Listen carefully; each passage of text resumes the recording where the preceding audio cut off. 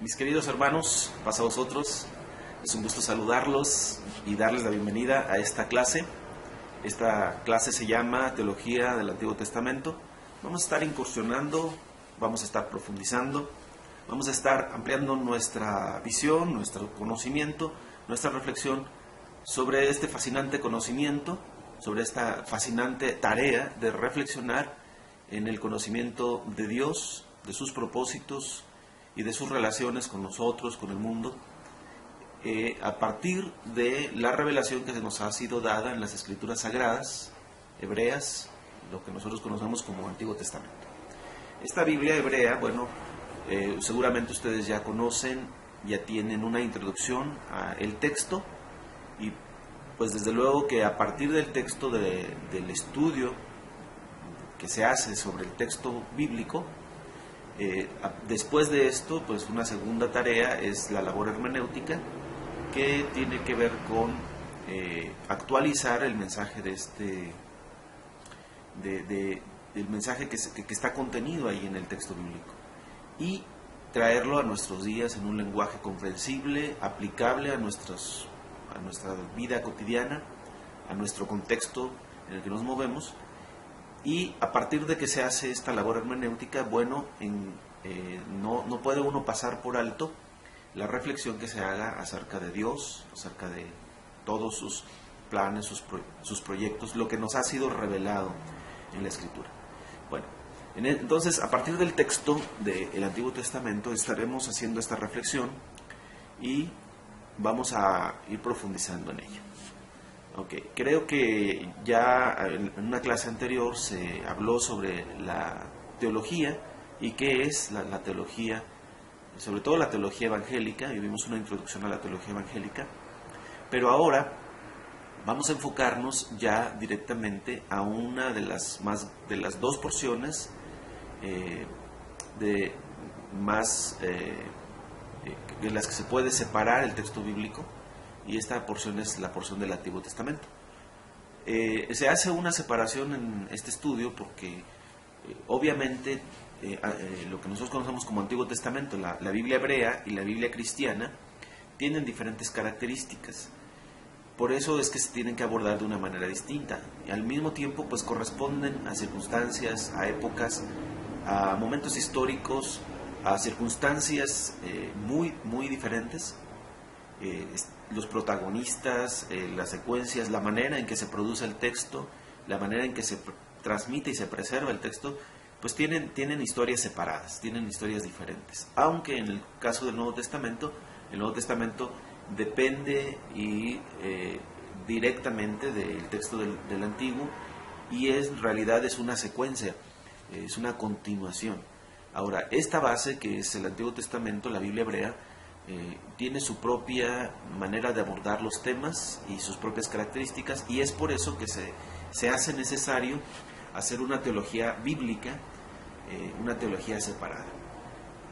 Digamos, la teología sistemática pues trata de englobar, trata de abordar los temas bíblicos y es a partir de los temas en un orden lógico que se hace un abordaje de la teología, pero esta trata de hacer un abordaje general desde el Génesis al Apocalipsis. Sin embargo, en nuestra comprensión entendemos que los diferentes conceptos, las diferentes concepciones de la realidad de Dios y del pueblo, de los propósitos de Dios, va variando, va cambiando, dependiendo de la época, de los autores, de las circunstancias, y no siempre es la misma. Esta revelación que se ha venido dando, que algunos le llaman revelación progresiva, no es precisamente por esa progresión, no se pueden abordar los temas como si estos fueran siempre los mismos e iguales. No, tienen su variación. Entonces, el tema o los temas que se abordan en el Antiguo Testamento tienen que tratarse primero de manera separada para hacer esa comprensión, y después de esto, bueno, tenemos que pasar ya a la teología sistemática. primero teología del Antiguo Testamento y teología del Nuevo Testamento, y una vez que se hacen estas teologías bíblicas, pasamos a la teología sistemática, que ya engloba o trata de abordar todo desde una visión general de toda la Escritura en conjunto. Muy bien. ¿Cuáles son las características propias del Antiguo Testamento? El texto del Antiguo Testamento presenta características muy singulares. La primera tiene que ver con el idioma.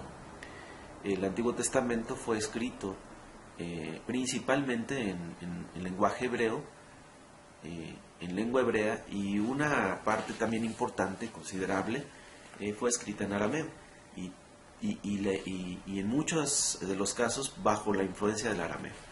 De hecho, se supone que algunos textos originalmente fueron escritos en arameo y después fueron ya traducidos al hebreo, porque las circunstancias históricas hicieron que los escritores, en el contexto en el que se movían, tendrían que haber escrito en arameo.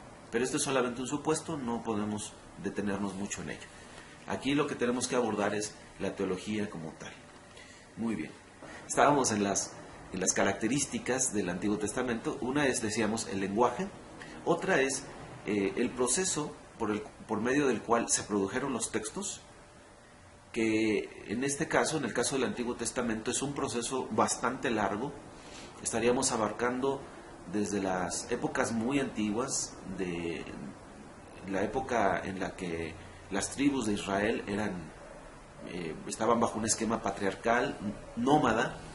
Todavía no se establecían en la tierra, eran tribus o pertenecían a la experiencia de las tribus nómadas, el caso de los patriarcas, de Abraham, de Isaac, de Jacob, que hay narraciones, que hay tradiciones que se remontan a esas épocas de la época patriarcal, y que fueron transmitidas primero de manera oral, luego de forma escrita. Eso ustedes ya lo conocen. Y bueno, todo este proceso, que abarca cientos de años, incluso abarca más de un milenio, de tradición, de transmisión, de preservación, hace que el texto sea un texto singular, porque es un texto muy trabajado. Es un texto que no fue escrito en una sola mano, sino que fue recibiendo en diferentes épocas retoques, transformaciones, adaptaciones, etcétera, etcétera. Entonces, eso hace que la cantidad de años que abarca el proceso de producción del texto, le da una característica singular. Aparte de esto, el texto ha sido producido en su mayoría dentro de una cultura muy singular, que es la cultura hebrea. Y la cultura hebrea es muy distinta de las culturas, obviamente, de los otros pueblos. Digámoslo así, comparándolo con el Nuevo Testamento, el Nuevo Testamento es producido en un ambiente más globalizado de la época. Pretende, no pertenece exclusivamente a una cultura, aunque es cierto que varios de los autores, y en sus inicios, la procedencia de toda esta transmisión comienza en Israel. No se circunscribe a Israel, no se limita exclusivamente a Israel, sino que finalmente hay una participación del mundo helenizado. Y esta influencia de la helenización tiene un impacto muy fuerte en la producción del texto del Nuevo Testamento.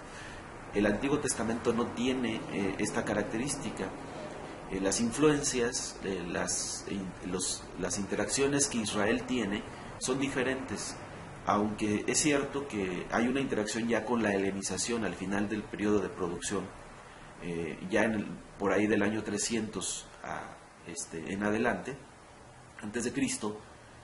Hay textos que fueron producidos en la época helénica, como respuesta, no bajo la influencia, sino como una respuesta a la helenización. Hay textos que se produjeron ya en esa época. Todos estos textos fueron producidos en una misma cultura, que es la cultura hebrea, aunque respondieron a los babilonios, respondieron a los egipcios, respondieron a las culturas, a la cultura griega. Todo es producido dentro de un mismo marco cultural, que es la cultura israelita. Muy bien, la cultura hebrea. El lenguaje, entonces, el periodo histórico que abarca, la cultura donde se está produciendo, hace que este texto sea singular. Y bueno, los temas, los propósitos que trata, también son un poco diferentes a los temas y propósitos que se tratan en el Nuevo Testamento. En el Nuevo Testamento la figura central es Jesús, y a partir de la revelación que se da en nuestro Señor Jesucristo, bueno, las cosas se hacen diferentes. Y el Nuevo Testamento se escribe bajo una premisa o bajo un lente que es el conocimiento previo ya de las escrituras del Antiguo Testamento. El Antiguo Testamento es escrito con el pleno desconocimiento de que iba a venir un texto nuevo, un texto distinto, que se iba a sumar, que es el Nuevo Testamento. El Antiguo es escrito sin el conocimiento del Nuevo, y el Nuevo es escrito con el conocimiento ya del Antiguo. Entonces esto hace que las cosas cambien. Y bueno, la figura central en el Antiguo Testamento no es Jesucristo. Hay un desconocimiento. Sí es cierto que hay elementos de la idea de un Mesías, la esperanza ya hay algún vestigio de la esperanza de resurrección. No hay una doctrina desarrollada, no hay una enseñanza desarrollada sobre la resurrección, tampoco sobre el Mesías. No hay una enseñanza explícita acerca de Jesús el Mesías o de Jesús el Cristo. No existe eso en el Antiguo Testamento. En el Antiguo Testamento la figura central va a ser Dios, y este Dios es conocido pues por diferentes nombres que vamos a estar viendo a lo largo de este estudio, pero principalmente por un nombre que lo va a distinguir, y es el nombre que se compone de 4 letras. De este nombre no sabemos la pronunciación correcta. Algunos apuntan a que sea Yahvé, algunos apuntan a que sea Yahová, bueno, pero nadie conoce la pronunciación correcta del nombre. Solamente tenemos las 4 consonantes. Y bueno, en una época en la que se requería, o se estaba buscando la manera de la pronunciación correcta, este nombre se le intercalaron las vocales del nombre Adonai y quedó como Yahová o Yahvá. Bueno, nosotros para este estudio nos vamos a apoyar en la pronunciación Yahvé, y esta pronunciación no es porque la consideremos la verdadera o la pronunciación correcta, sino desde mi apreciación creo que es la más acercada a lo que pudo haber sido la pronunciación, que tampoco nos vamos a meter en ese debate. Obviamente no tiene nada que ver en este sentido la pronunciación. Si alguien prefiere la pronunciación Jehová o Yahvá o Yahová, tiene plena libertad, creo yo, en hacer esa pronunciación, porque el nombre o la pronunciación no es una pronunciación mágica, es sencillamente un acercamiento para saber a quién nos referimos y diferenciar a esta persona, este Dios al que nos referimos, diferenciarlo de otras deidades. Y bueno, también vamos a ver que este nombre tiene su significado y tiene un sentido muy, muy importante en la vida de Israel y de la revelación. Okay. Bueno, estas distinciones que hacen que el texto del Antiguo Testamento sea diferente, tenga su particularidad, nos hacen abordar su teología de una manera separada, no porque la teología del Antiguo Testamento y la teología del Nuevo Testamento sean incompatibles. Por supuesto que son compatibles perfectamente, una no se puede dar sin la otra, pero lo que queremos es precisamente abordarla desde su particularidad. Y entendiendo el texto y la teología del Antiguo Testamento sin el prejuicio o sin el previo conocimiento, digámoslo así, vamos a hacer un ejercicio en el que nos vamos a sacar de la cabeza, vamos a tratar de hacerlo, sacarnos de la cabeza el conocimiento que tenemos del Antiguo Testamento, del Nuevo Testamento, porque con el conocimiento que tenemos ya del Nuevo Testamento, nuestro conocimiento del Antiguo, nuestra comprensión del Antiguo, se ve afectada y entonces estamos cristianizando. Voy a decirlo así. Es como si nosotros leyéramos el Antiguo Testamento a través de un cristal que ya tiene un color determinado. Vamos a suponer que el cristal ya es verde o rojo y entonces miramos hacia el Antiguo Testamento y obviamente por mirarlo a través de ese cristal, todo lo que veamos va a ser rojo. Entonces, ¿qué pasa si quitamos el cristal rojo y miramos el Antiguo Testamento sin ese cristal? Ok, nuestro conocimiento del Nuevo Testamento y de su teología hace muchas veces que nosotros pongamos un cristal de color, el color Nuevo Testamento, y a través de ese color veamos el Antiguo. Y entonces perdemos mucha de su riqueza, perdemos mucha de su comprensión, porque esta se ve limitada y se ve afectada por nuestro conocimiento del Nuevo. Ahora, ¿qué pasa si quitamos el cristal de color y tratamos de asomarnos al Antiguo Testamento sin ese prejuicio? Eso se le llama prejuicio, o sea, un juicio previo, no en el sentido peyorativo, sino en el sentido de que tener ese conocimiento nos hace entrar y ver las cosas ya con un juicio previo. Entonces vamos a quitarnos cualquier tipo de juicio previo y sobre todo el juicio que tengamos ya en nuestra manera de catalogar, de entender, de hacer crítica, sin el conocimiento del Nuevo Testamento. Vamos a quitárnoslo, vamos a hacer como que no lo conocemos, como que no lo sabemos, y vamos a tratar de entender el Nuevo Testamento como pudo haberse entendido entre la cultura hebrea, y cómo entendían a Dios y cómo entendían sus propósitos en la cultura hebrea, en las escrituras sagradas del Antiguo Testamento, sin obviamente el conocimiento del Nuevo Testamento. Por supuesto, nosotros entendemos que esta revelación quedaría truncada porque haría falta la plenitud de esta revelación ya en Jesucristo, pero nuestro ejercicio consiste precisamente en hacer eso. Muy bien, entonces vamos a tratar de hacerlo así. Ahora, antes de comenzar ya con estas cuestiones preliminares, quisiera decir algo, y es expresar primero mi solicitud de perdón a Dios, porque siempre que hablamos de Dios corremos el riesgo de hablar ligeramente, y yo no quisiera hablar ligeramente. Me atrevo a hablar de Dios porque necesito hablar de Él, necesito comprenderlo, necesito profundizar en mi experiencia con Él, y creo que cuando uno habla, sobre todo cuando uno habla de Dios, tiene que hacerlo con profunda reverencia. Tratar de hacer este ejercicio teológico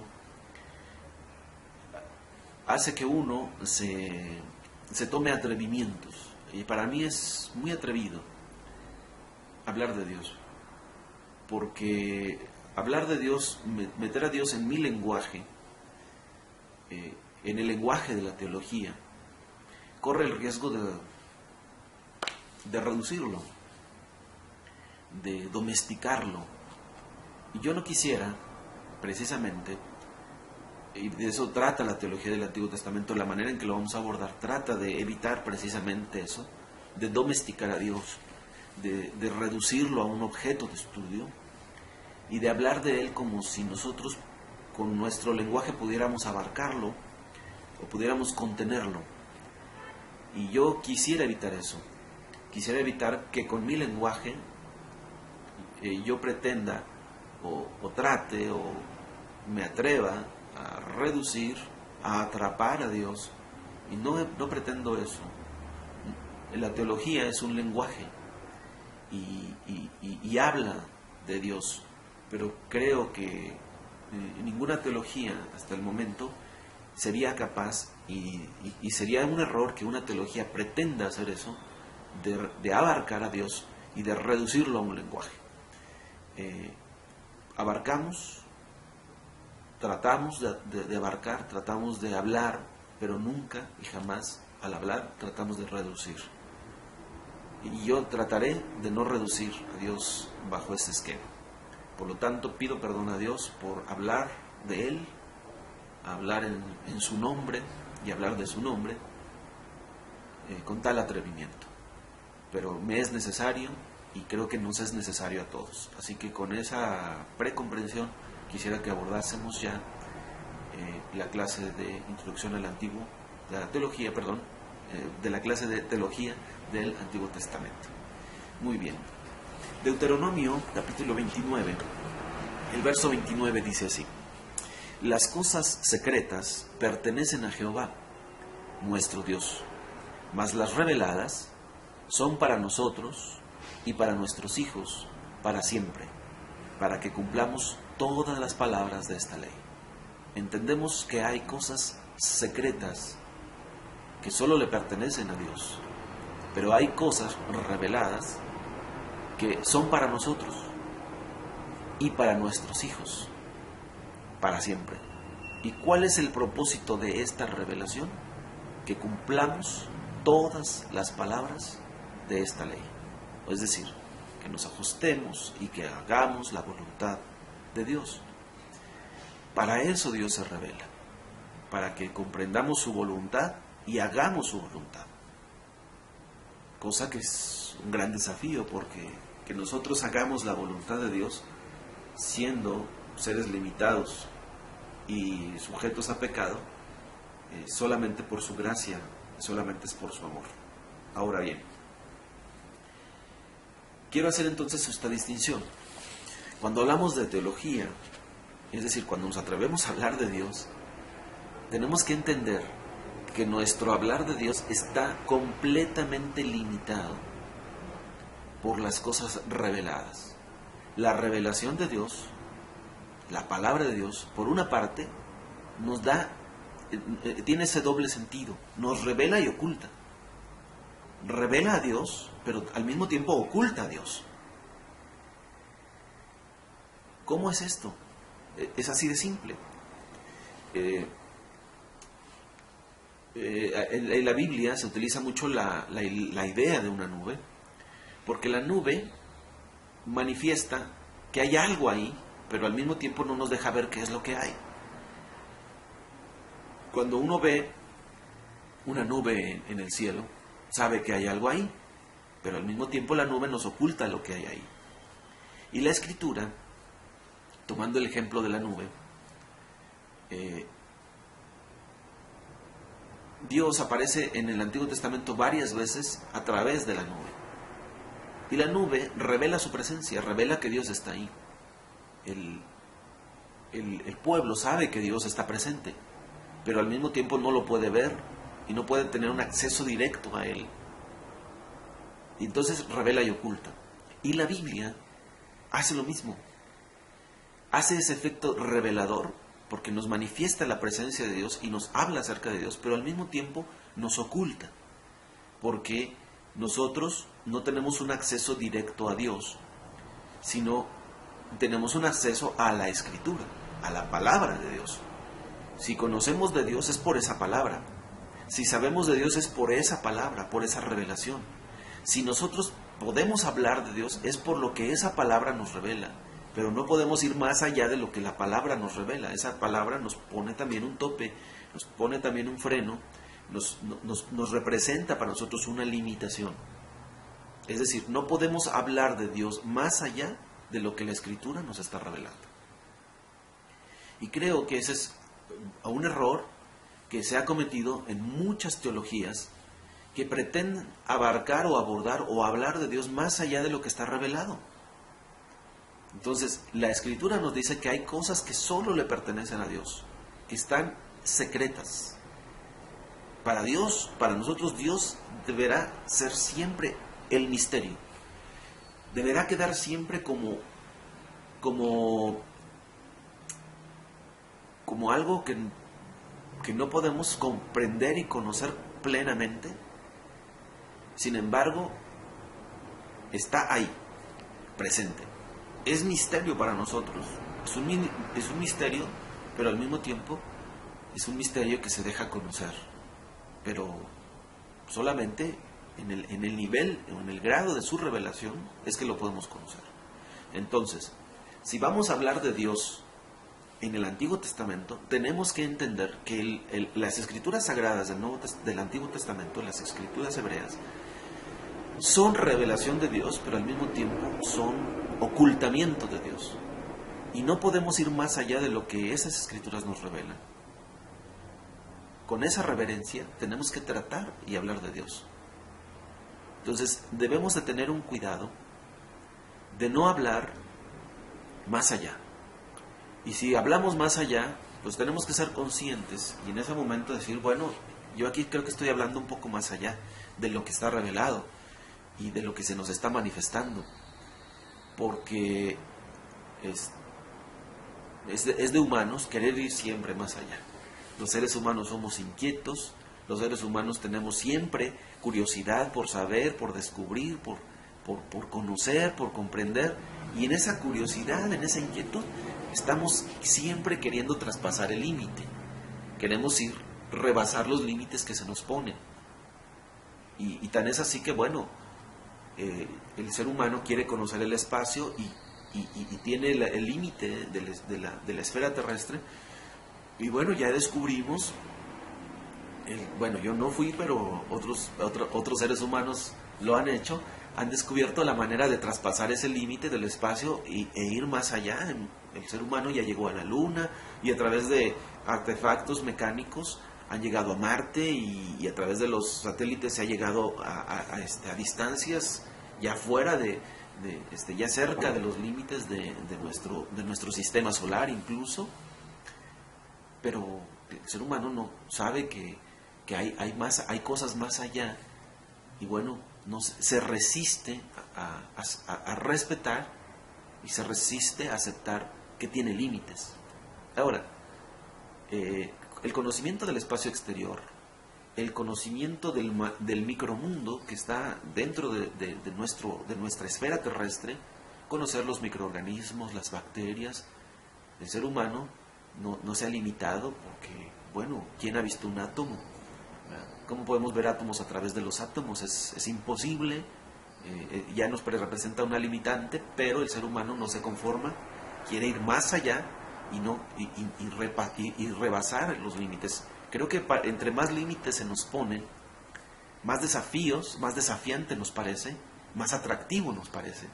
Y entonces cuando se trata del conocimiento de Dios, como que el ser humano no acepta que tiene límites, no acepta que hay un tope hasta el cual puede llegar y que más allá no puede pasar.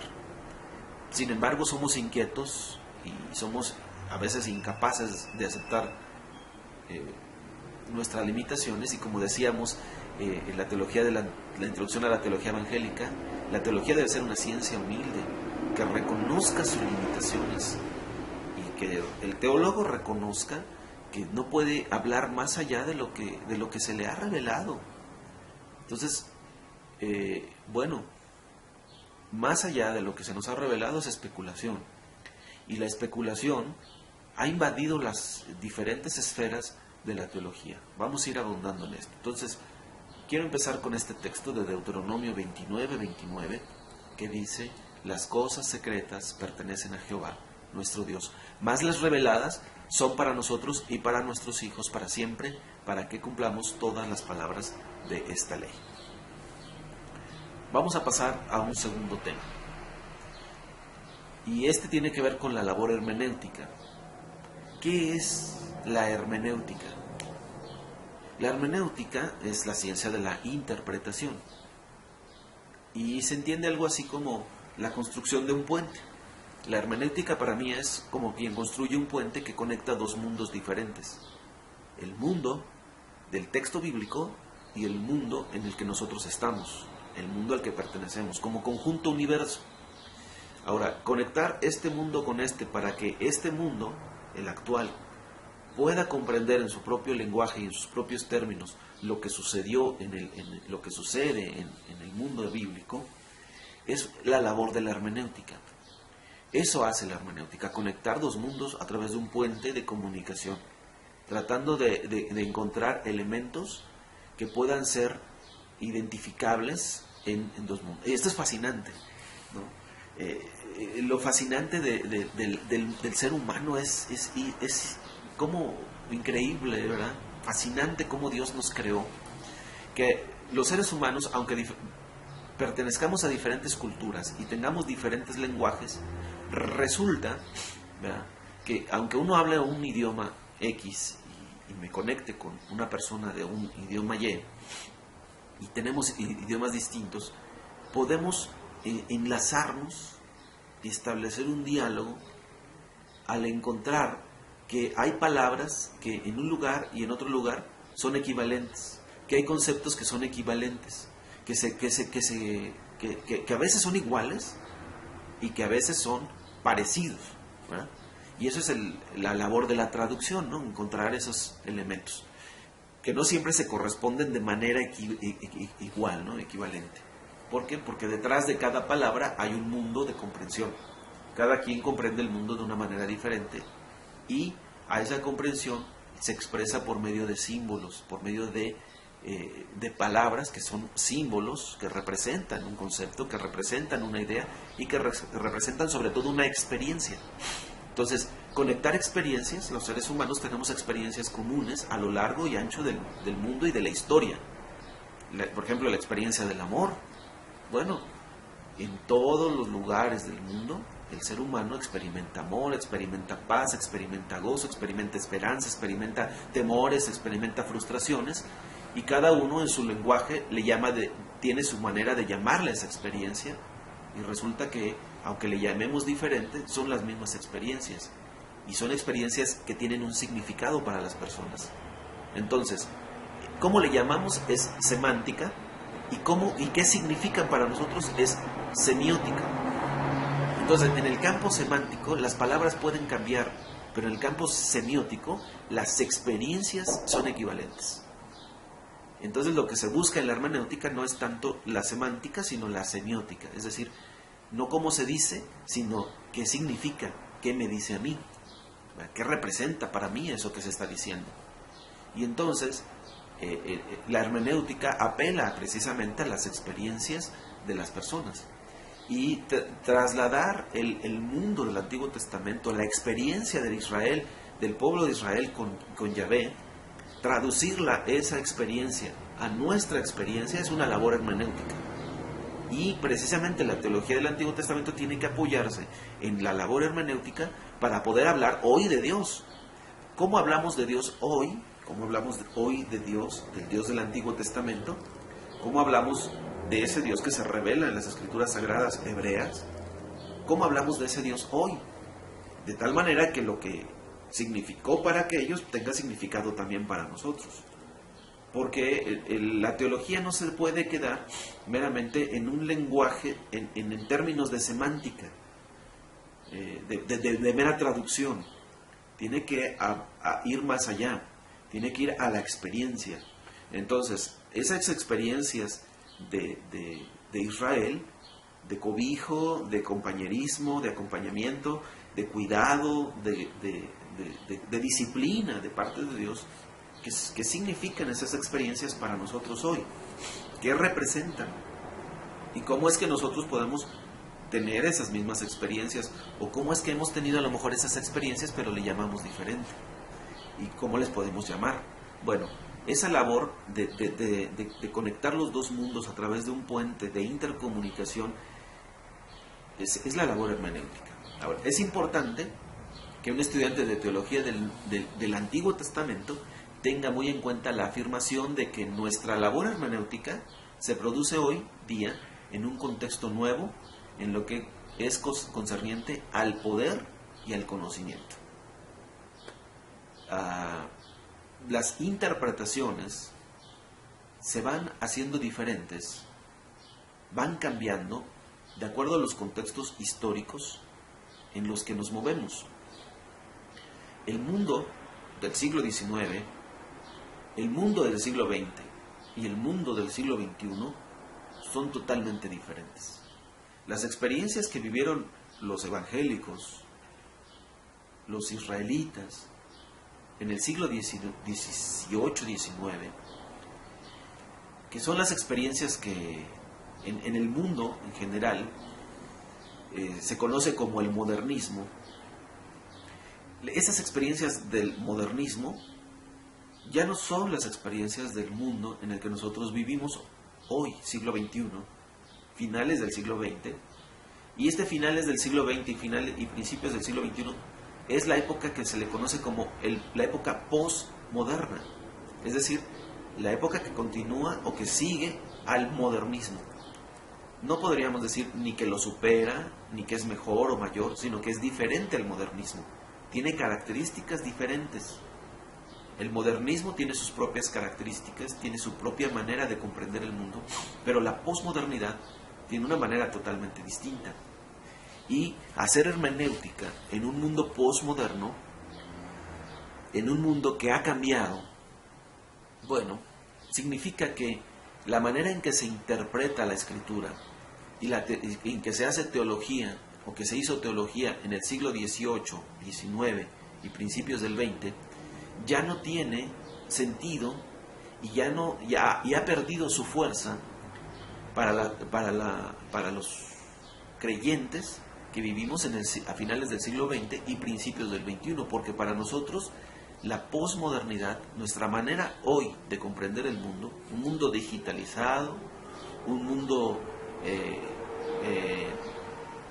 lleno de tecnología, tecnologizado, en un mundo donde se privilegia la información, pero no la información como conocimiento, sino la información que fluye, mundos virtuales, un mundo donde lo virtual ahora es completamente lo cotidiano, y este mundo se comprende hoy de manera diferente, un mundo lleno de pluralidad, un mundo que se dirige hacia la democracia, un mundo que se debate entre ideas nuevas, diferentes, un mundo que ha superado la hiperracionalidad, que ahora le da mayor lugar a las emociones, a las experiencias, que ha recuperado, que trata de recuperar la humanidad, que se está humanizando, o que por lo menos se pretende humanizar, de ahí los movimientos humanistas.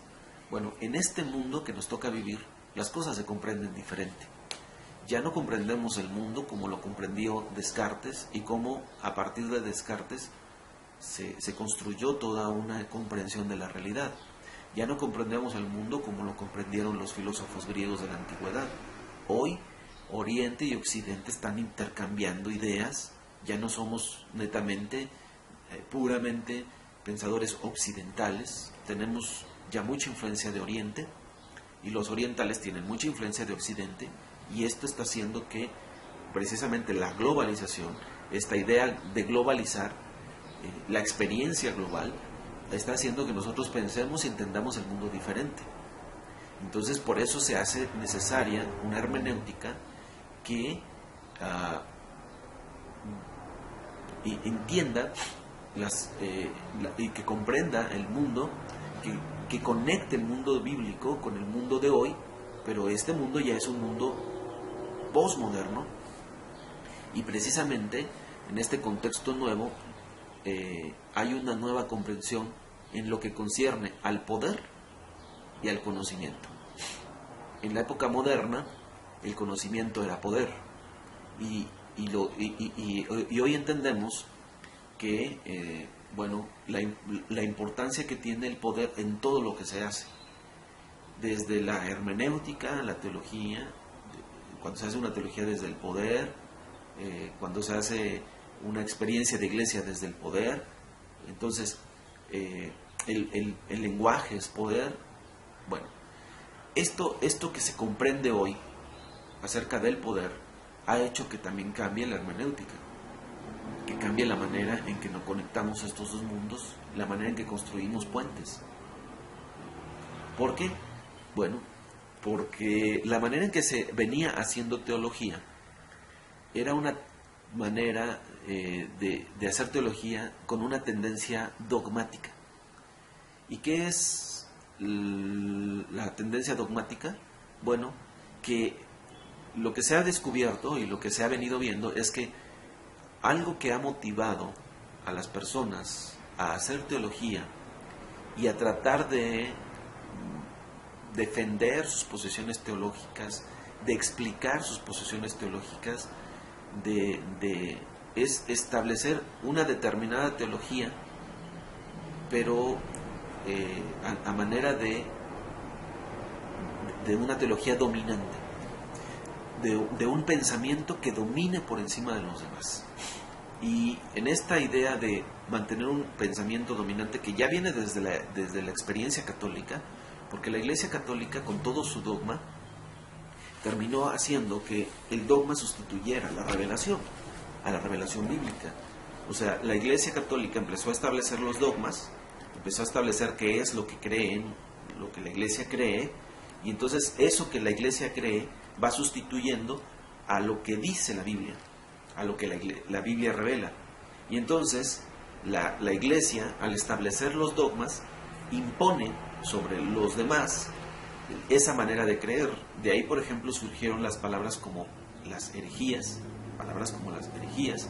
y de ahí vinieron persecuciones, de ahí vinieron caza de brujas, vino el movimiento de las cruzadas, después vinieron este movimiento de la Inquisición, que persiguió a los herejes, que persiguió a las prácticas que no correspondían, según ellos, a la fe.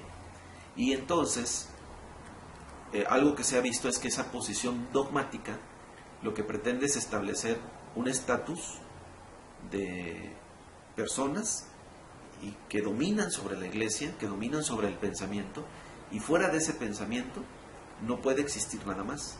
Ya nadie puede pensar diferente. Cuando se ha establecido un dogma, quien piensa diferente, entonces se le considera hereje, se le considera un disidente, se le considera un incrédulo, y se le castiga, se le critica, se le persigue, se le margina, y todo eso se hace desde una posición de poder. Entonces, el conocimiento teológico ha dado poder a muchas personas. El conocimiento teológico ha permitido que muchas personas se establezcan en el poder y desde su poder dominen, determinen, dirijan, manipulen a otras personas. Por eso el conocimiento teológico si deja de ser una ciencia humilde, termina siendo una ciencia al servicio de personas que persiguen y que buscan poder, que buscan establecerse, que buscan legitimizarse. Y claro que cuando uno descubre que el conocimiento teológico no puede pertenecerle a una persona, a una institución o a un cierto sector de pensamiento, sino que debe ser un poco más plural, más abierto, incluso más democrático, entonces, ¿quién tiene el poder? Y los que se legitimizan a través de estos pensamientos van perdiendo poder, y obviamente esto no les conviene. Es algo así como lo que pasó en la época de Jesús, cuando los intérpretes de la ley, que sostenían que cuál era la verdadera interpretación, tenían el control del pueblo en sus manos, pero cuando viene Jesús e interpreta la ley de una manera distinta, les quita ese poder, le libera a las Sagradas Escrituras, las libera de ese dominio, porque ellos ya se habían apropiado de la Escritura, entonces la libera, y a partir de ahí las personas comienzan a tener una nueva experiencia de libertad. Y claro, a los poderosos de su momento no les convino que Jesús hablara de esta manera, que liberara de esta manera, y por eso lo persiguieron y hasta que lo crucificaron. ¿Qué pasó con Lutero? Lutero, cuando regresa a la Escritura, vuelve a estudiar la Escritura y entonces desafía el dogma, y a la Iglesia obviamente esto le quitaba poder, porque que la gente ahora tuviera la Biblia, que la gente ahora fuera a la palabra de Dios y estudiara la palabra de Dios en su propio idioma, en su propio lenguaje, porque la Iglesia había instituido que solamente las Escrituras podían existir en los lenguajes originales, hebreo y griego, y la única traducción permitida era al latín, nada más. Entonces, quienes conocían latín tenían el poder, quienes tenían acceso al conocimiento del latín tenían poder, quienes quienes no tenían conocimiento latín no podían acceder a la escritura. Ahora, cuando Lutero dice, no, vamos a traducir la escritura a los lenguajes vernáculos, y entonces se hace como una avalancha, ¿verdad? Surgen nuevas traducciones. Él hace una traducción al alemán. Por otro lado, en Portugal se hace una traducción al portugués por Almeida. En Inglaterra se hace una traducción, la que se conoce como la King James, la versión del rey Jaime. Y en el mundo hispano se hace la traducción al español, encabezada por Casiodoro del Reino. Después revisada por Cipriano de Valera y se conoce como la Reina Valera. Bueno, ¿y esto? ¿Qué sucedió con esto? Que las escrituras empiezan a llegar a manos de muchas personas. Y en esas mismas épocas, Gutenberg realiza su obra, bueno, su invento de la imprenta, perfecciona la imprenta china y logra hacer que por primera vez en la historia humana un documento se haga público. Entonces lo primero que se publica es la Biblia, y esta empieza a llegar a todos los sectores de la población. Ahora la gente menos culta, con menos dinero, puede tener la Biblia en sus manos, puede estudiar la Biblia, y cuando empiezan a leerla y empiezan a descubrir que los dogmas, que las posiciones de la Iglesia Católica no son genuinas, la Iglesia empieza a perder poder. Por eso el dogma que le servía a la Iglesia para mantener su poder es derrumbado a través de las tesis de Lutero, a través de la divulgación de la Escritura, a través de este conocimiento, y ahora el conocimiento que le pertenece al pueblo, ya no puede llegar el jefe, el poderoso, y decir, no, esto me corresponde a mí, yo sé latín, yo tengo la Escritura en latín y yo tengo el dogma. No, se derriba el dogma, se derriba esta idea de que la Escritura fuera solamente en latín, y ahora todo el mundo tiene acceso. ¿Qué significó esto? Pérdida de poder para los que tenían el poder, y la democratización de la Escritura. Ahora, la Iglesia Católica hace una crítica a esto y dice, bueno, con esto lo que logró Lutero no es libertad, lo que logró es sencillamente que la gente ahora tenga la Biblia y la interprete como quiera, a su gusto, a su manera, de manera arbitraria, y finalmente esta arbitrariedad va a conducir a que la gente, pues, en lugar de encontrar libertad, va a hacer lo que quiera. Y bueno, no se equivocaron del todo. En cierta forma tuvieron razón, porque ¿qué pasó? Bueno, la gente sin un método, sin una técnica para leer la Biblia e interpretarla, sin una visión de la hermenéutica, pues empezaron a hacer interpretaciones de chile, de sal, de dulce, de todos los colores. ¿Y qué surgió? Bueno, lo que surgió es un fenómeno en el que empezaron a surgir sectas, grupos de diferentes tipos de expresión.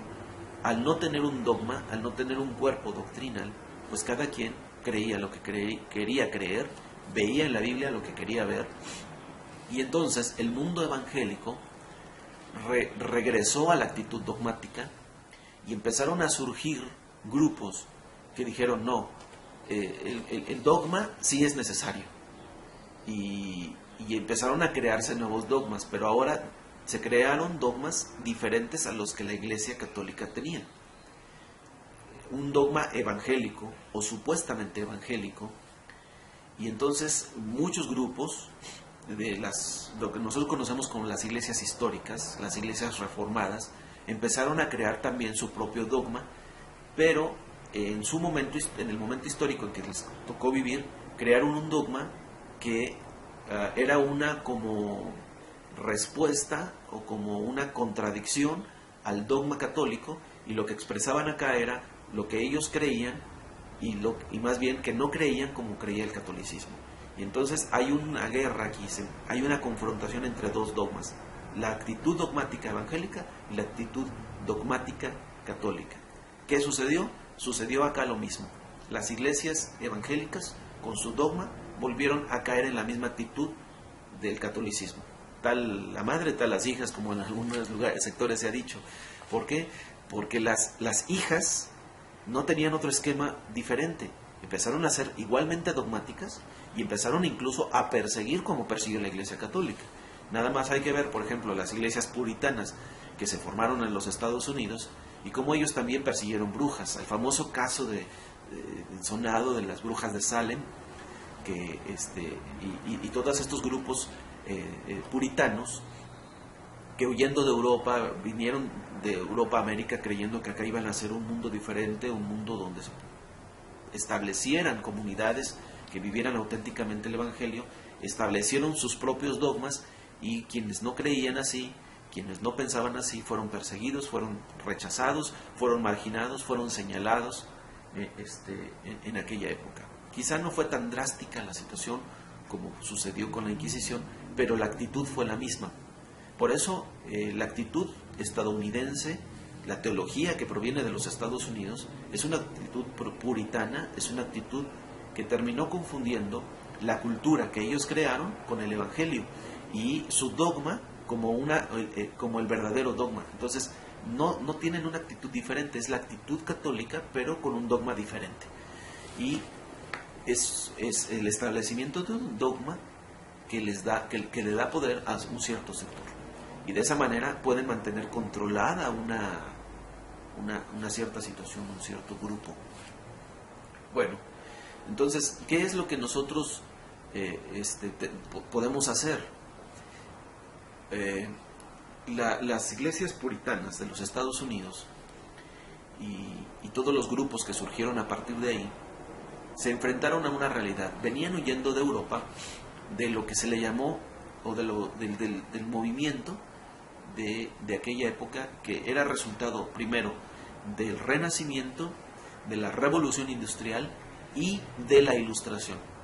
Entonces todo lo que estaban viendo en Europa, porque empezaron a surgir nuevas clases sociales y empezaron a surgir dentro de esas clases sociales nuevos ricos y nuevas maneras de diversión, nuevas maneras de entretenimiento, y muchos europeos que estaban viviendo toda esa época de la revolución industrial, de los nuevos burgueses, de los nuevos ricos y todos sus excesos, dijeron: no podemos continuar en esta sociedad.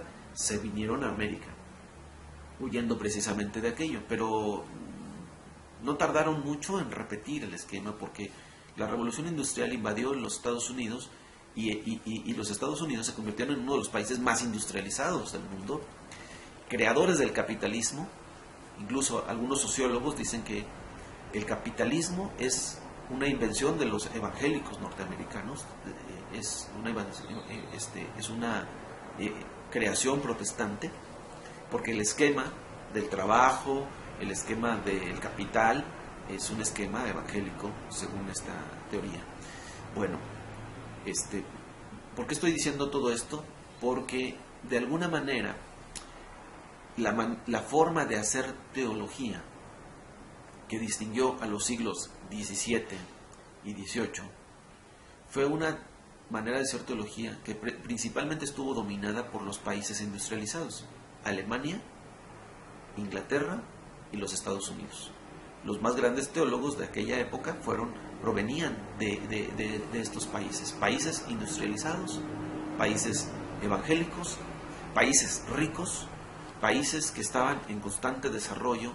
Y si uno nota, el siglo XIX, los más grandes misioneros salieron primero de Inglaterra, que fueron a llevar el evangelio a países como África, Asia, a Australia y aquí a América. Justamente el país que más misioneros estaba enviando al mundo era el país más dominador, es decir, Inglaterra en su momento, la gran potencia comercial, la gran potencia mundial, el gran imperio, el nuevo imperio, que estaba llevando no solamente el dominio de su imperio, un dominio económico a diferentes partes del mundo, sino también estaba llevando un dominio ideológico por medio de la religión, que es la actitud dogmática de aquellos evangélicos, ¿no? Y de las iglesias reformadas. Y ahora, y después, cuando fue superado por por la nueva potencia mundial que son los Estados Unidos, uno puede ver que los nuevos evangelizadores, los nuevos misioneros, ya no eran los ingleses, sino ahora los norteamericanos. Y entonces es muy frecuente y muy típico ver a los grandes misioneros en el mundo procedentes de los Estados Unidos, y al mismo tiempo uno puede ver, comparar la historia y se da cuenta que la colonización que los Estados Unidos realizaron al fundar su imperio económico en el mundo, iba acompañada de una labor misionera con la misma actitud, una actitud colonizadora, una actitud un tanto dominante. De hecho, la palabra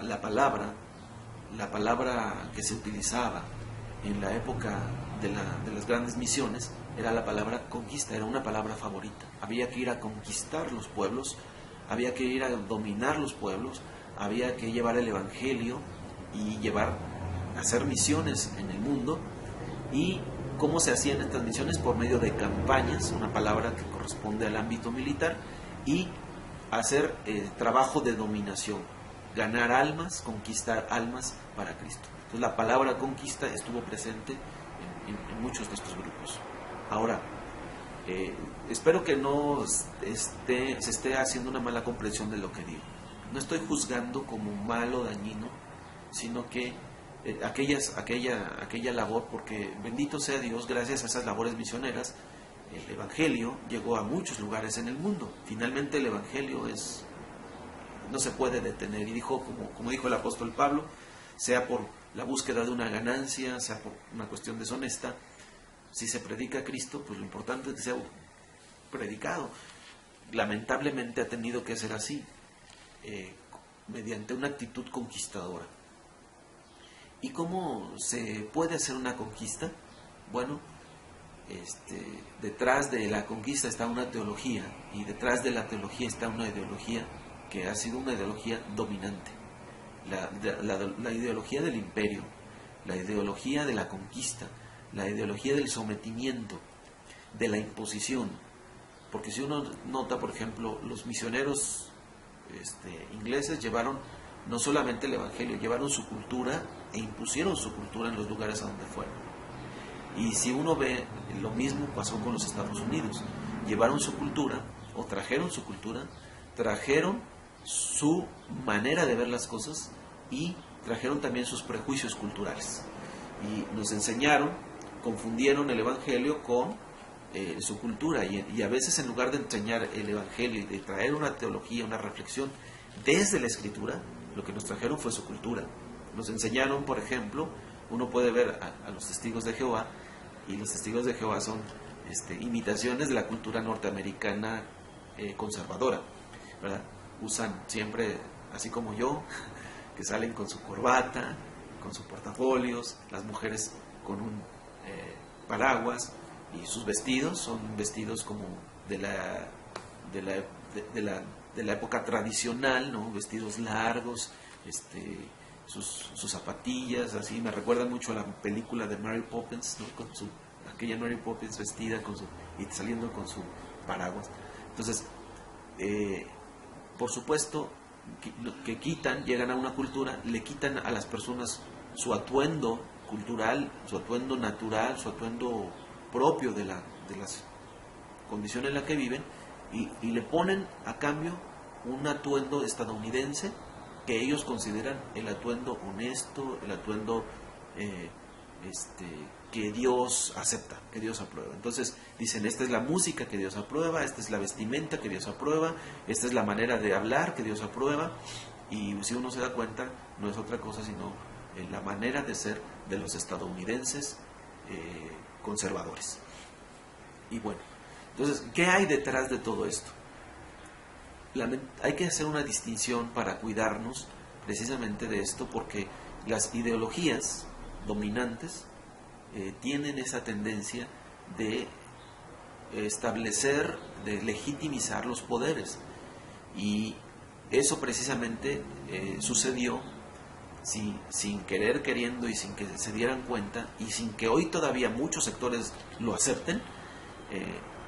sucedió en las épocas pasadas. Entonces, la labor hermenéutica, hoy vemos hacia atrás y nos damos cuenta que muchas de las actitudes de estos teólogos son actitudes precisamente dominantes, y lo que se busca es establecer una verdad que nos legitimice, ¿no? Quizá esto se haga de manera no consciente, no premeditada, pero es evidente. Entonces, ¿qué es lo que tenemos que reconocer? Que en la actualidad no hay una interpretación libre de inclinaciones. No hay una sola interpretación. Una interpretación que no esté al servicio de algún interés o que en cierto sentido abogue por algo. Toda interpretación es una interpretación que tiene una inclinación, que está al servicio de algún interés y que de alguna manera está defendiendo algo. Incluso mi propia interpretación, yo puedo ofrecer mi interpretación bíblica de ciertos actos y que de ciertas ideas, de ciertos pensamientos y de ciertos textos, y ustedes pueden notar que mi interpretación tiene un sesgo, siempre va a tener una inclinación, no hay una sola interpretación que la tenga o no. Entonces, de ahí lo conveniente de escuchar diferentes interpretaciones, diferentes maneras de pensar y crearse una opinión en base a escuchar diferentes puntos de vista. No considero que debamos desechar todo, sino, como dijo Pablo, escucharlos todo, analizarlo y retener aquello que es positivo, que es bueno, y lo malo, saberlo discernir y desecharlo. Ahora, no hay que, por esto la invitación a no mantener una postura cerrada, una postura hermética, una postura parcial, una postura sesgada desde un punto de vista exclusivamente, sino tratar de conectarnos con los diferentes puntos de vista. Yo creería que la labor hermenéutica es algo así como cuando se levanta una tienda de campaña, como los circos, ¿no? Como las carpas que tienen los circos. Levantan una lona y en el centro hay un mástil que sostiene el techo, pero para que cree un espacio en donde se puedan cobijar el resto, tiene que haber diferentes puntos desde los cuales se tiende una cuerda, se ancla la cuerda a través de estacas, y estas estacas sirven para sostener una cuerda que va a causar una tensión desde el mástil hasta la estaca. Entonces, esa tensión que se debe distribuir hacia diferentes lugares, causando tensiones por todos lados, va a ser lo que sostenga toda la estructura. Ahora, desde este punto de vista, lo que se está proponiendo en las nuevas hermenéuticas y en las nuevas teologías es precisamente eso, que entendamos que la teología se sustenta a partir de muchas tensiones, de muchas posiciones que se plantan en diferentes lugares, a veces hasta incluso antagónicos, uno en el lado contrario al otro, pero precisamente no nos vamos a quedar con el punto de vista o con la posición de uno o de otro, sino con la tensión que se causa, que se provoca entre estas diferentes posiciones y sobre las cuales se va a apoyar toda la estructura teológica. Entonces, nuestra comprensión de la teología del Antiguo Testamento va a ser algo así como la estructura que está soportada, que se va a apoyar en todas estas tensiones que se causan entre las diferentes posiciones que se van a manifestar. Entonces, cada posición teológica es una posición anclada, puesta como una estaca en un punto, en un sector, en un lugar determinado, y quizá otra postura teológica se va a colocar desde el otro lado, desde el otro punto de vista, en el otro sector, y lo que vamos a hacer es tomar estas posiciones diferentes, diversas, que se van a colocar alrededor. Vamos a ver la tensión que se causa entre todas estas, y lo que se coloca encima, ese techo sobre el cual que va a ser a tratar de cubrir todo, es lo que le vamos a llamar teología. Entonces, nuestra teología vamos a procurar que no se sitúe en un punto, que se ancle en un punto como una estaca, sino que trate de, de escuchar, de tener en cuenta todas las otras posiciones, y la palabra aquí clave que nos va a ayudar a entender esto es la palabra tensión. Siempre se va a causar una tensión entre posturas, y sobre esa tensión que se causa, se va a sustentar nuestra visión de las cosas. Quizá ya con la explicación y cuando lleguemos a los temas, vamos a ir haciendo una comprensión mejor. Muy bien. Ahora, en el esquema de interpretación, el ser humano, para interpretar las cosas, porque nosotros, los seres humanos, nos realizamos interpretando el mundo, interpretamos todo lo que hay alrededor, y de esa manera nosotros vamos formándonos, vamos realizándonos, porque el ser humano es un ser que está en constante desarrollo. Siempre estamos avanzando, creciendo, acumulando, desarrollando, conociendo nuevas ideas, probando nuevas cosas. Siempre estamos en un desarrollo, y en ese desarrollo la manera en la que nosotros vamos realizándonos como personas es a través de interpretar lo que está a nuestro alrededor. ¿Cómo interpretamos? Bueno, la posesión de la modernidad, que decíamos que ha mantenido su hegemonía desde el siglo XVII, XVIII, XIX, esa idea de la modernidad se ha apoyado específicamente en la razón, y ha querido o ha propuesto que la realidad que nos rodea solamente puede ser comprendida e interpretada de una manera clara y confiable a través del uso de la razón, de la facultad humana de razonar. Entonces, ¿qué es lo que propuso a través de Descartes? Bueno, dividir el mundo, dividir la realidad en esquemas de objetividad y subjetividad. ¿Y qué es la objetividad? Bueno, que yo soy un sujeto que está conociendo el mundo, que está interpretando el mundo, y lo que estoy viendo acá son objetos, cosas. Y entonces, cada cosa,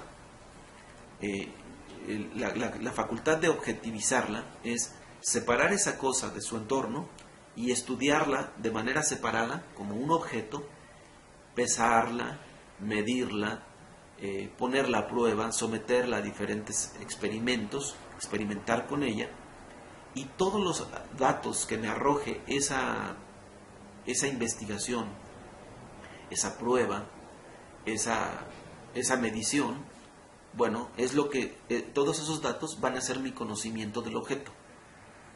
Entonces, yo sujeto voy a conocer este objeto, y lo que voy a hacer es someterlo a un estudio, a un análisis de laboratorio. Entonces yo tengo un conocimiento objetivo, porque la idea de Descartes es: ¿cómo sé yo que esto que estoy viendo aquí, este objeto, no es una imaginación mía, o no, a lo mejor lo estoy conociendo de manera equivocada?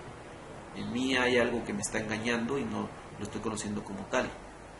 Entonces, para no ser engañado, voy a someterlo a pruebas, y esas pruebas me van a indicar, me van a dar un conocimiento objetivo. Entonces, el conocimiento objetivo predominó el siglo XVIII, XIX y XX.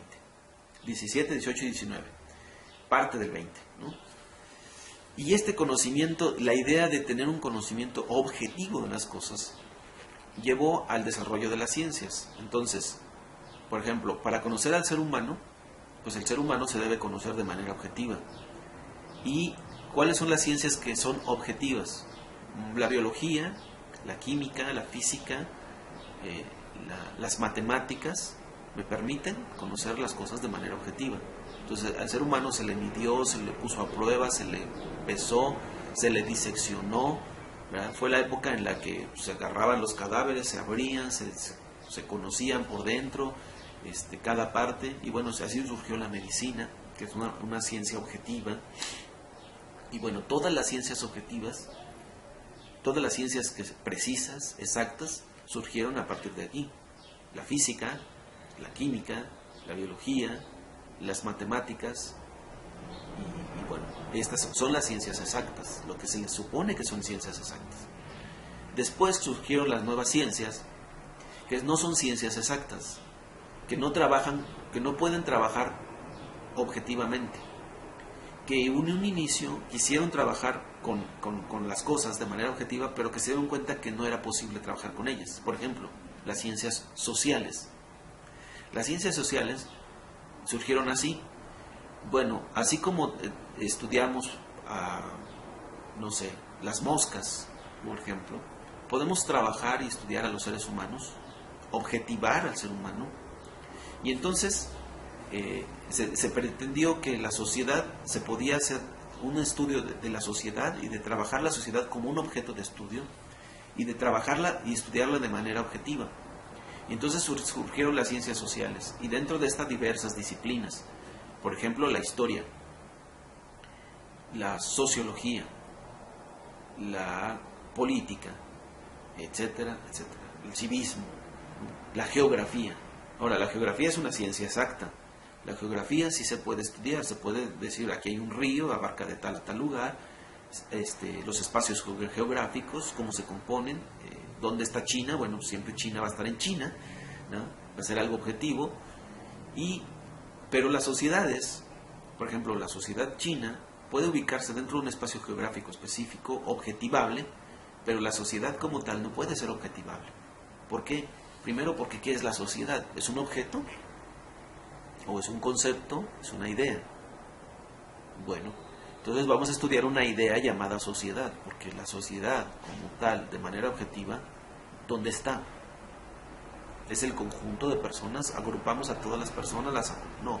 Entonces, lo que uno hace es agarrar un fenómeno llamado sociedad, y esa sociedad, que no puedo meterla en un laboratorio, puedo estudiarla, y se trataron de crear métodos o metodologías objetivas para estudiar de manera objetiva, para que nos dieran datos duros sobre la sociedad, a través de encuestas, de investigaciones, etcétera, etcétera. Y se trató de meter a la sociedad a pruebas de laboratorio. Y resulta que no funcionó, porque no podemos hablar de la sociedad en términos objetivos.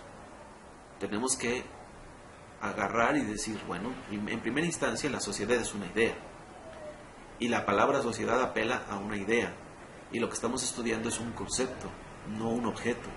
Y este concepto de sociedad, de grupo, tiene que ser analizado bajo esquemas propios de ese concepto. Y entonces el método científico cambió.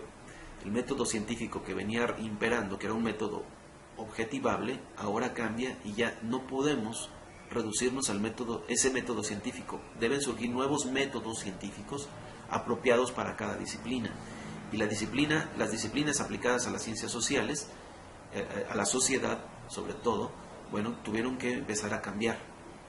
Y cambiaron las metodologías, cambió la concepción del mundo, y ahora surgió una nueva palabra, la palabra fenómeno.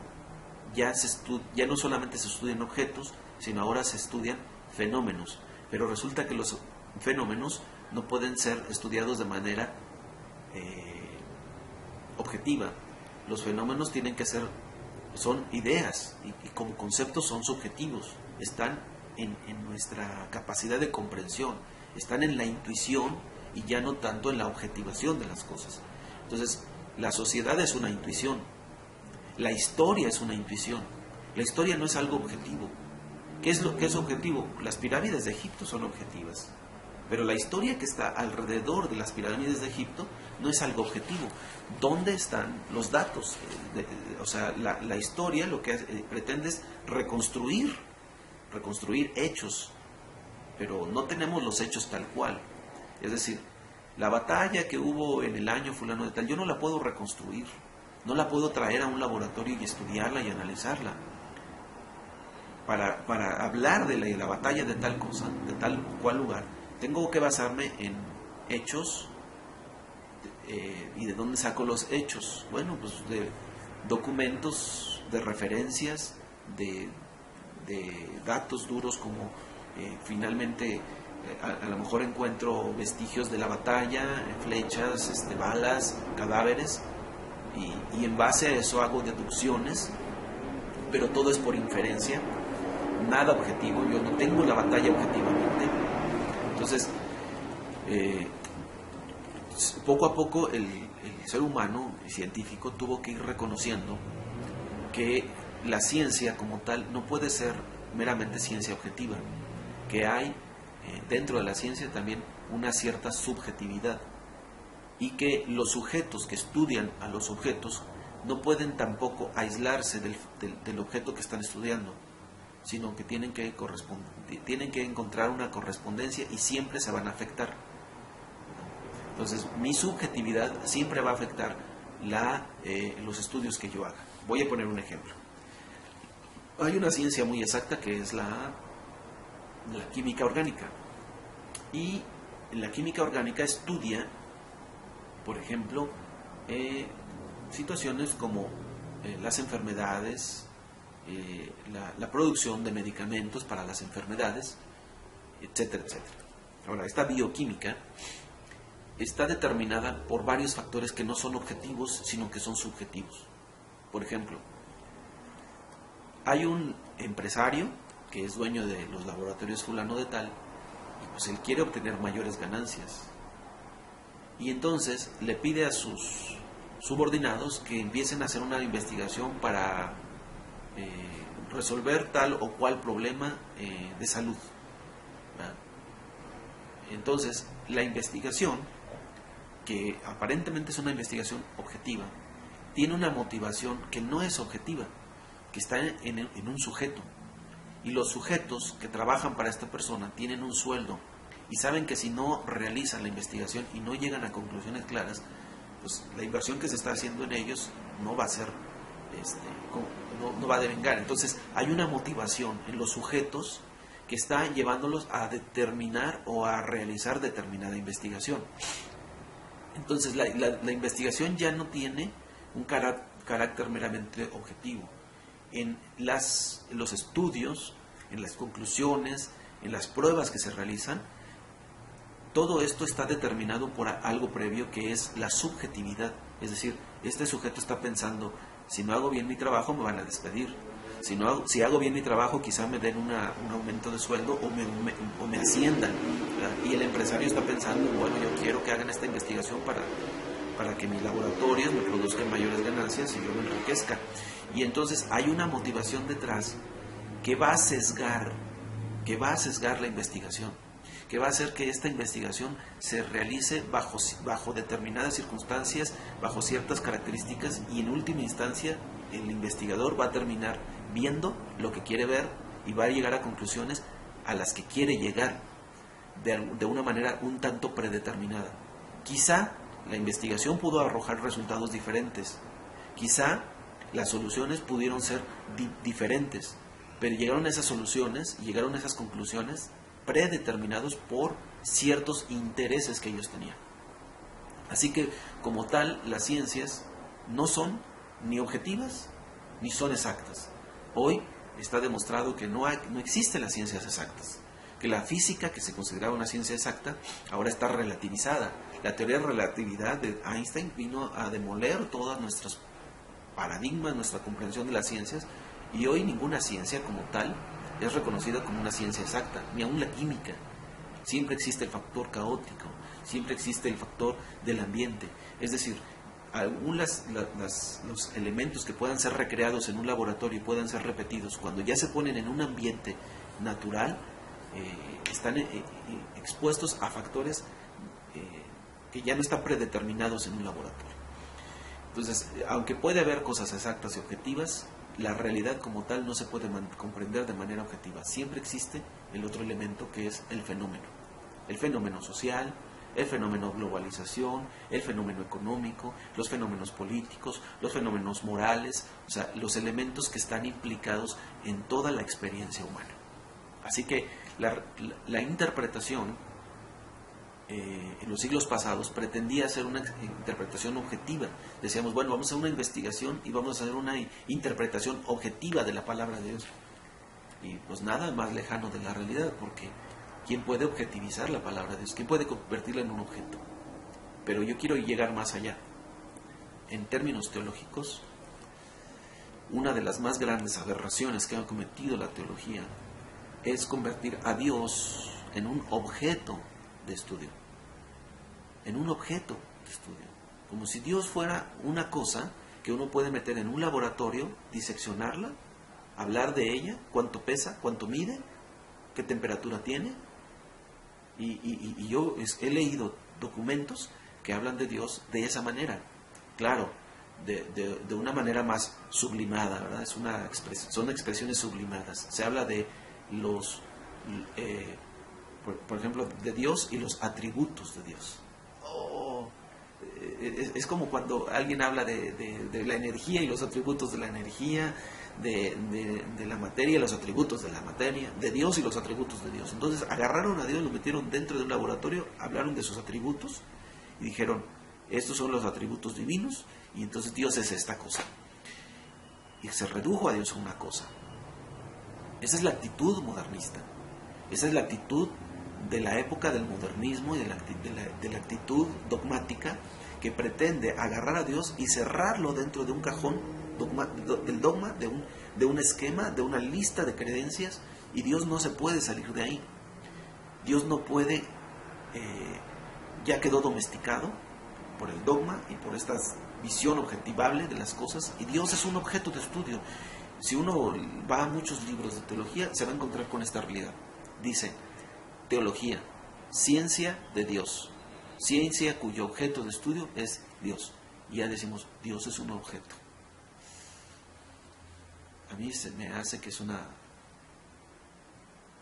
hablar de Dios como un objeto que tiene atributos es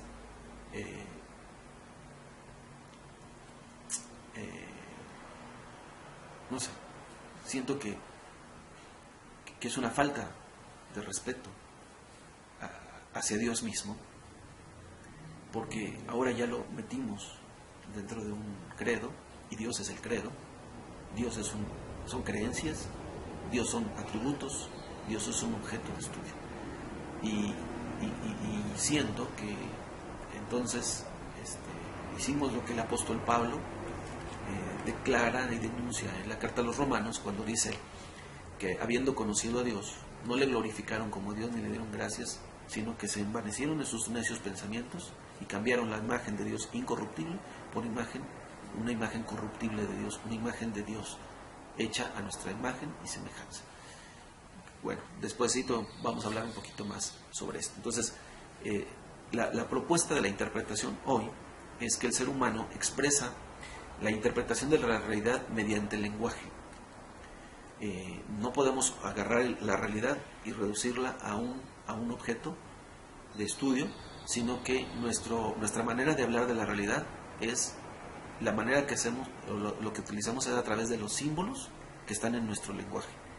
Es decir, si yo hablo de un árbol, que ese es otro problema, los griegos nos enseñaron a hacer conceptos, los griegos nos enseñaron a hablar de la realidad en términos conceptuales.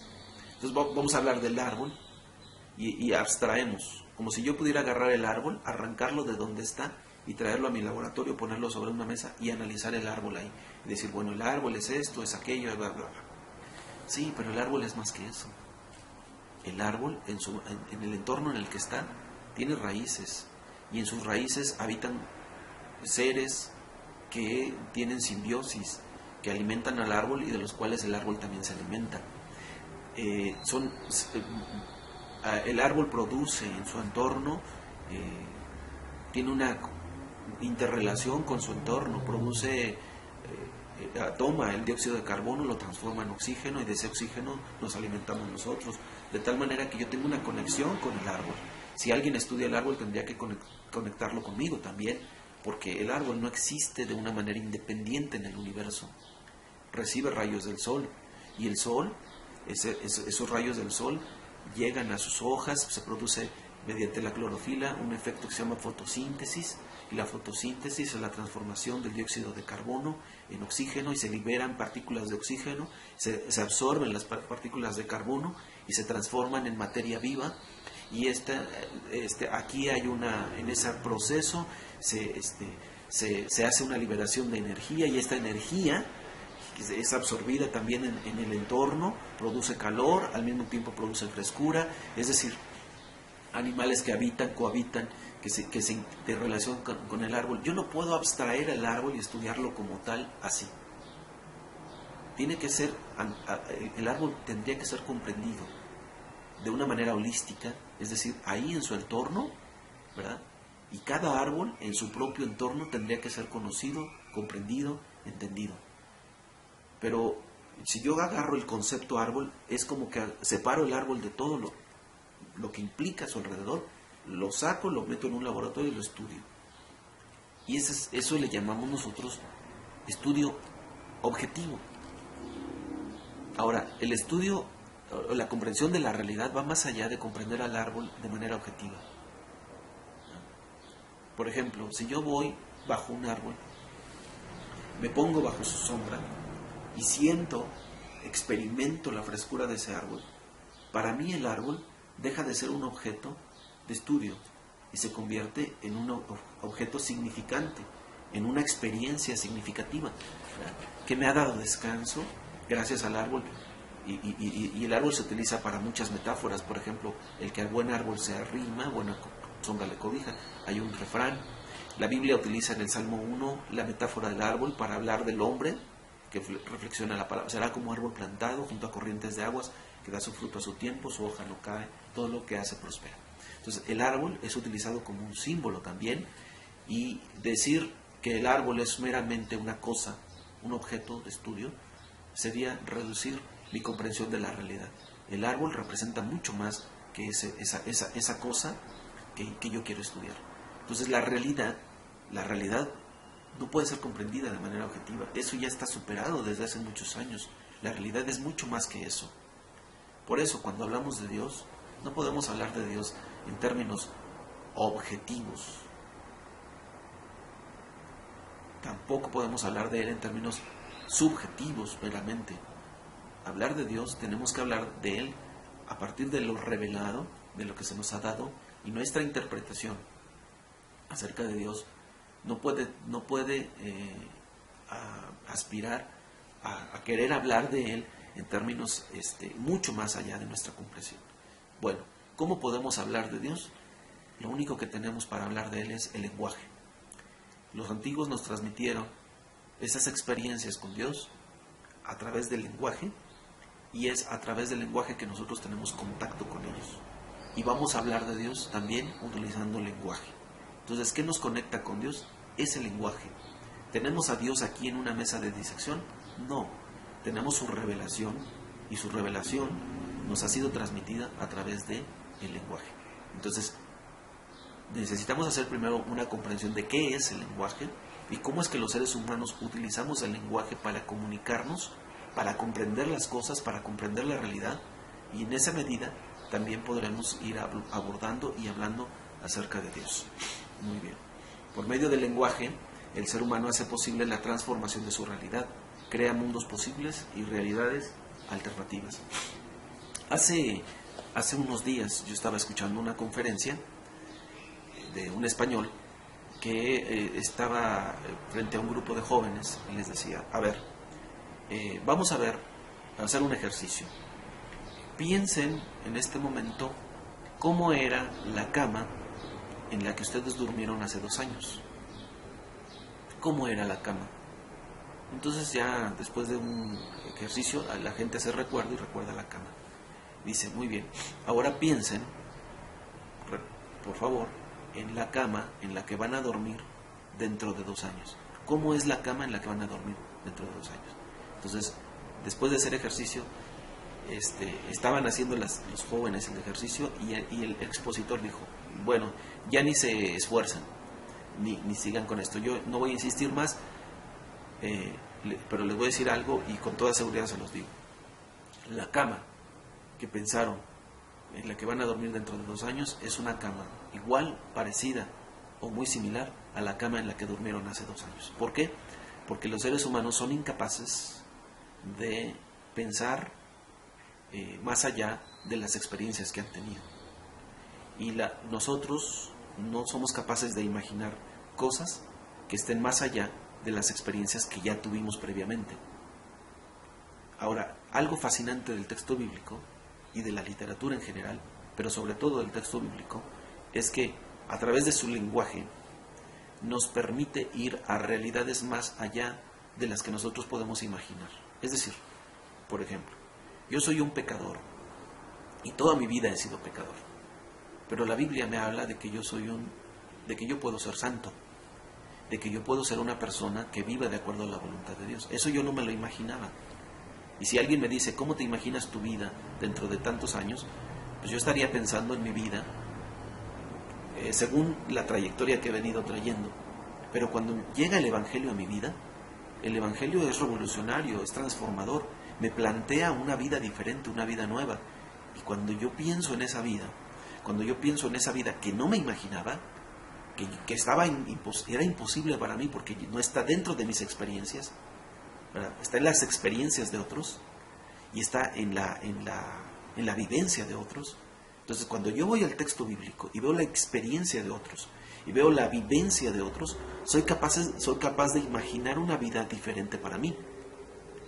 Y cuando soy capaz de imaginar una vida diferente para mí, entonces soy capaz de construirla, de construir una vida nueva, y a partir de ahí de transformar lo que soy y de transformar mi realidad. Ahora, la palabra de Dios, por supuesto que no se limita meramente a lo que yo soy capaz de imaginar. Detrás de esa palabra está el poder de Dios y la presencia y la compañía de Dios que hace posible que eso a lo que me está invitando se haga realidad. Entonces, ese es el tremendo impacto de la palabra de Dios, que nos lleva a realidades diferentes, a realidades inimaginadas, a realidades que nosotros nunca hemos experimentado y no seríamos capaces de experimentar si Dios no nos las revelara. Entonces, por medio del lenguaje, precisamente, ese lenguaje que está, digo yo, mi lenguaje me limita porque solamente soy capaz de hablar de aquello que he experimentado.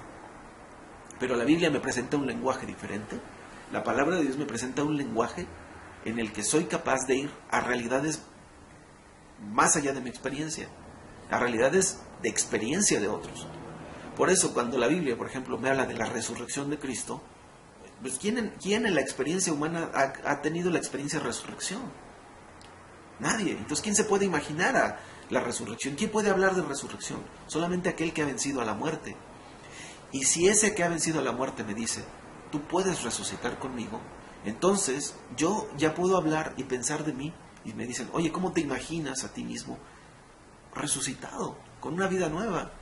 Claro que eso transforma mi vida, porque no nada más lo imagino porque lo creo, porque tengo fe, y mi fe me lleva a experiencias mucho más allá, que transforman mi realidad aquí y ahora. Entonces la interpretación bíblica va más allá de solamente hacer una traducción. La interpretación bíblica nos lleva a crear un lenguaje, a través del lenguaje, nuevas realidades para nuestra experiencia hoy, aquí y ahora. Y precisamente a liberarnos de los poderes que dominan este mundo, del poder de la muerte, del poder del pecado, de esos poderes que han esclavizado al hombre y que lo han oprimido y que lo han degradado, que lo han corrompido. Ahora, eso no sería posible si no fuera por la revelación que está en la palabra de Dios. Entonces, por medio del lenguaje, el ser humano hace posible la transformación de su realidad, crea mundos posibles y realidades alternativas.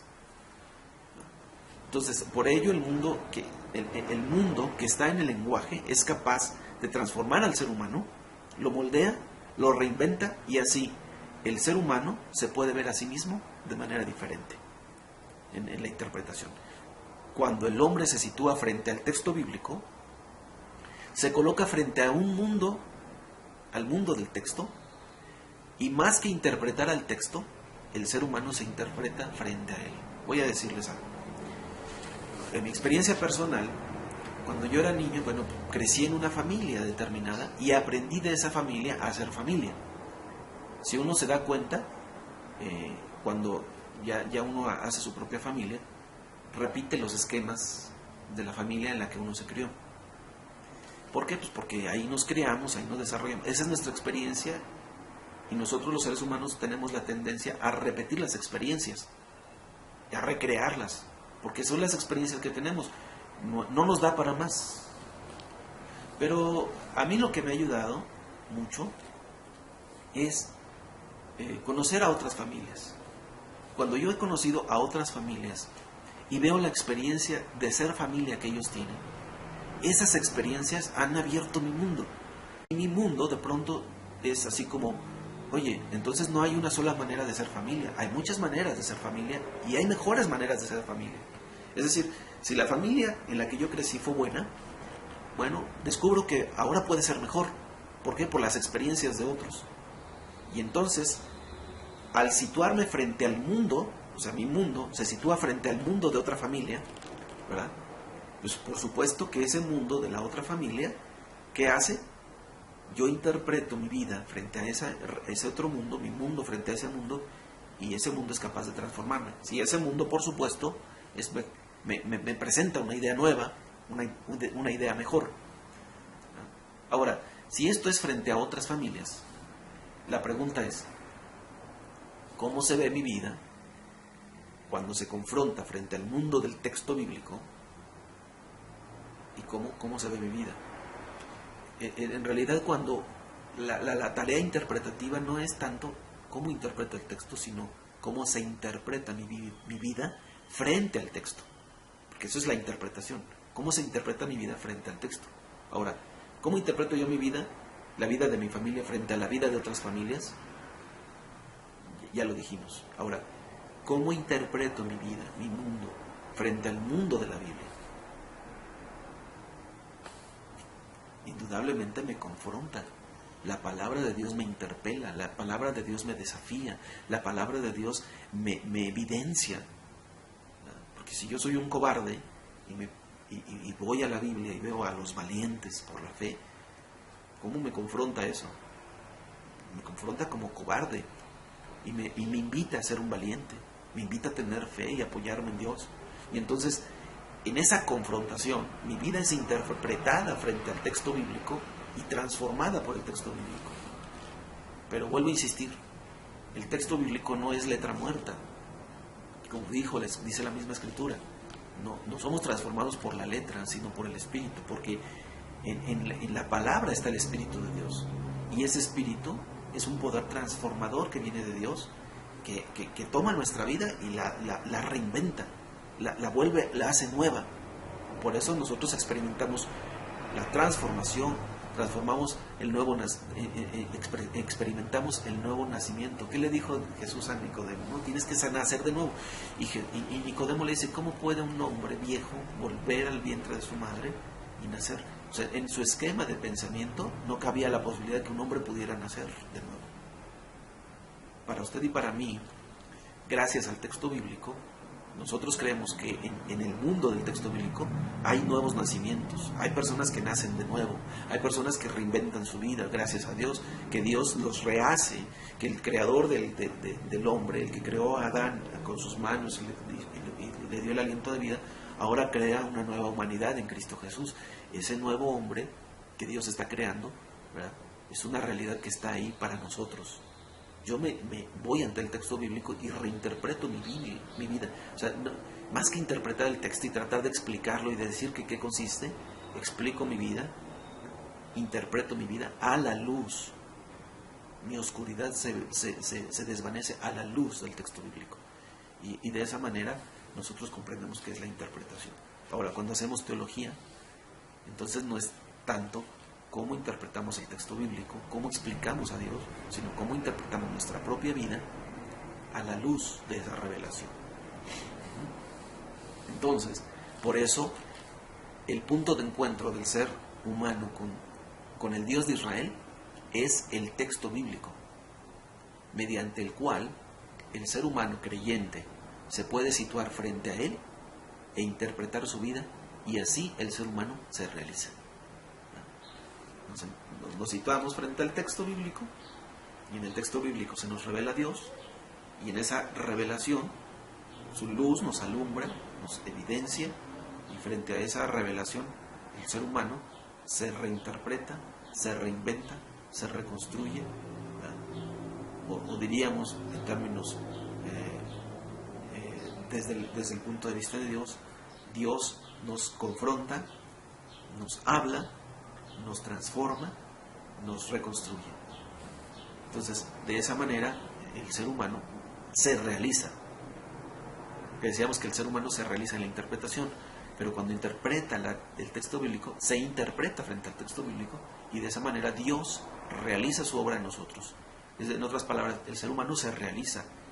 ¿Por qué? Porque hay un propósito de parte de Dios. Dios tiene un propósito, un plan para nosotros, y la manera en que Él logra sus planes en nuestra vida, o sea, finalmente nosotros nos dirigimos hacia la realización, que es el propósito de Dios, no nuestro propio propósito. Nosotros no nos inventamos el proyecto, no nos inventamos la meta, nosotros no inventamos el lugar hacia donde vamos. Dios lo ha inventado por nosotros y nos lo ha dado a conocer. Muy bien, hasta aquí con la interpretación y con el esquema de la interpretación. En un siguiente segmento vamos a comenzar a hablar acerca de la importancia que tiene la retórica y abordar el texto desde su retórica. Muchas gracias.